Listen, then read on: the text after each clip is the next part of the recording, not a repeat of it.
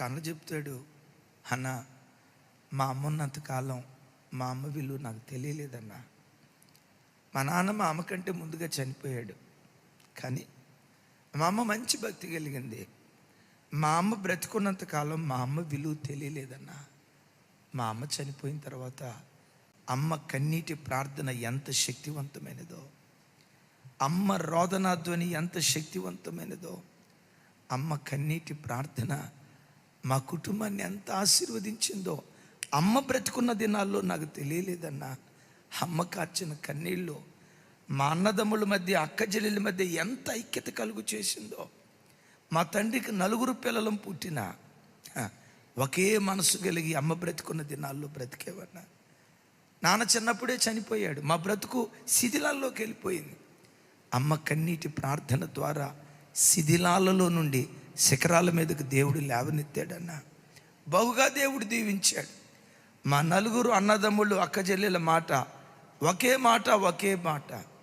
మమ్మల్ని చూసిన వాళ్ళంతా అన్నదమ్ముళ్ళు, అక్క చెల్లెలు అంటే వీళ్ళ బ్రతకాలరా, దేవుని నమ్ముకున్న బిడ్డలంటే ఇంత ఐక్యంగా, ఇంత ప్రేమగా, ఇంత ఆశీర్వదించబడాలరా అని మమ్మల్ని చూసిన ప్రతి కుటుంబం ఈ మాట అనక మానరు.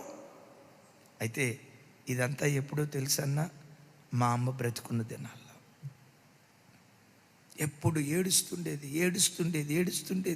దీనికి ఏమన్నా పిచ్చా అని నేను అనుకునేవాడిని.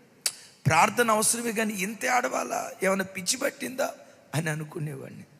ఎప్పుడైతే అమ్మ చనిపోయిందో ఒకే తాటి మీద నడిచిన అన్నదమ్ములు, అక్క చెల్లెలు చెట్టుకొకరు పుట్టకొకరు యమునా తీరైపోయేవాడు.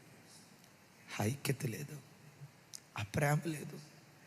ఏదో వ్యాపారాలు చేస్తున్నావే కానీ వ్యాపారాలు చితికిపోతాయేమో, భయంకరమైన నష్టం కలిగిద్దేమో, శిఖరంలో నుంచి శిథిలాల మీద పడిపోతావేమో భయం వేస్తుందన్న. అమ్మ బ్రతుకున్న దినాల్లో అమ్మ ప్రార్థన విలువ తెలియలేదు. ఈరోజు అర్థమైంది. ఆ తమ్ముడు అంటూ ఏమన్నాడు తెలుసా? అమ్మ ప్రార్థన, దుష్టుడు మా ఇంటిలో అడుగు పెట్టకుండా అమ్మ ప్రార్థన అడ్డగించిందన్న. అడ్డగించింది. విన్నారా? దుష్టుడిని అడ్డగించేది ఏది? ఎందుకు మన పిల్లల కొరకు రోజు ఏడుస్తూ ప్రార్థన చేయాలి? ఎందుకు భర్త కొరకు రోజు ఏడుస్తూ ప్రార్థన చేయాలి? నశించిపోతున్న ఆత్మల కొరకు రోజు ఏడుస్తూ ఎందుకు ప్రార్థన చేయాలి? అయ్యా అయ్యా అయ్యా అని పిచ్చి పెట్టి ఎందుకు ఇంత ఏడవాలి, ఎందుకు ఇలా ప్రార్థన చేయాలంటే ఆ ప్రార్థన సాతాను కార్యాలు కుటుంబాల్లో జరగకుండా, సంఘాల్లో జరగకుండా ప్రార్థన అడ్డగిస్తుంది. ఆమేన్.